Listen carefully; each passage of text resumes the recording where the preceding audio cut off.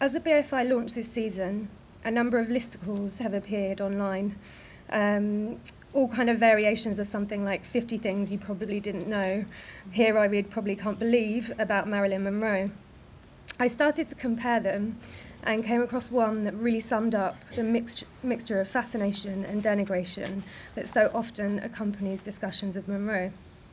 This particular list, which I will not read in full, just some particular highlights, was from 2011, was featured in the Daily Mail celebrity section. As I read these out, I think it's important we keep in mind that we are supposed to be surprised, if not incredulous, at these revelations, which are also presented as facts.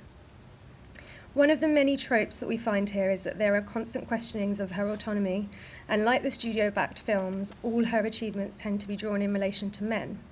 So it begins. Marilyn largely made her own path to stardom through dedication and hard work, but the first step came when she was pictured by photographer David Conover, who was taking pictures of pretty girls helping the war effort in 1944. She was working at a munitions factory, and soon after, she was on the road to becoming a model. In her first contract with Fox in 1945, she was paid £48 per week. When she filmed The Misfits in 1961, she was paid a more A-list £190,000. Miller created the film as a Valentine's gift to his wife. Her body is repeatedly described with numerical precision, as if she were a prototype that invites replication, not singularity.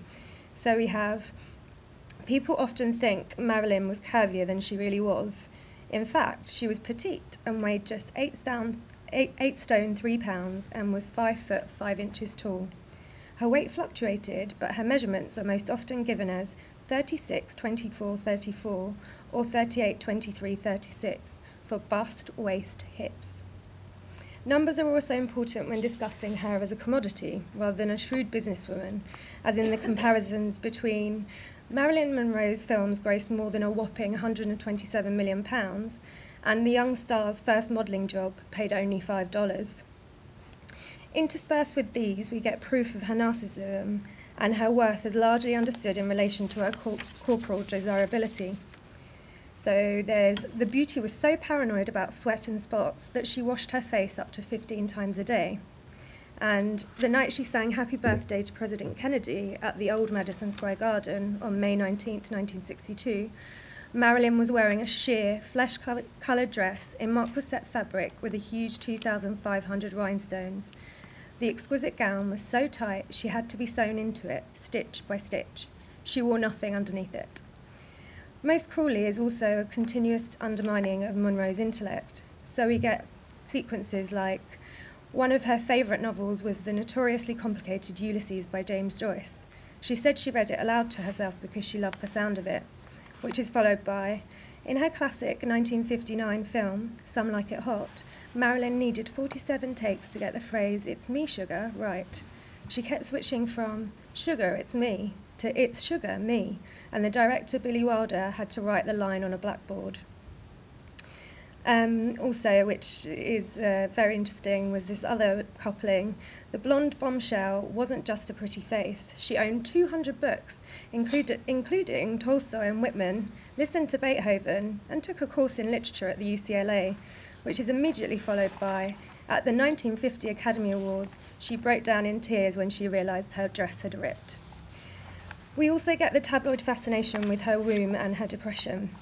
Marilyn biographer Norman Mailer claimed the star had at least 12 abortions, and all before she was 29. But it is acknowledged that there are no medical records to support this. Marilyn fell pregnant to Arthur Miller in 1957. Tragically, despite motherhood being her biggest dream, it was an ectopic pregnancy and she lost the baby.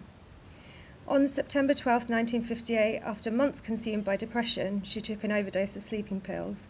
Her drama coach Paul Strasberg saved her life. Just 3 months later, she lost another baby.